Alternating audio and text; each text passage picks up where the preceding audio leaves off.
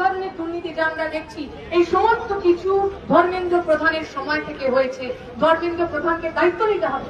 আমার আপনার পরিবারের ছেলে মেয়ে নিট নেট সিএসআইআর যারা পরীক্ষা দিত বসতো, যাদের ভবিষ্যৎগুলো নষ্ট হলো, তার দায়িত্ব নিয়ে তাকে পদত্যাগ করতে হবে। আপনার এই পশ্চিমবঙ্গের নেতা এবারে জিতেছেন পার্লামেন্টে, সুকান্ত বাবু, যিনি প্রতিমন্ত্রী হয়েছেন, এমনি সময় ওনার সাধারণ মানুষের প্রতি দরদ উঠলে পড়ে। নির্বাচনের আগে মানুষের কাছে গিয়ে হাত জোর করে বলেন, আমাকে ভোট দিন, আপনার বাড়ির ছেলেমেয়ের ভবিষ্যতের জন্য আমাকে ভোট দিন। এখানে দাঁড়িয়ে ওনারা এসএসসি টেটের বিরুদ্ধে নানা ধরনের কথা বলেন, এসএসসি টেটের দুর্নীতির বিরুদ্ধে সরব হন। আপনি যদি এসএসসি টেটের দুর্নীতির বিরুদ্ধে সরব হন, তাহলে নিট নেট এগুলোর বিরুদ্ধে আপনি সরব হতে পারছেন না কেন?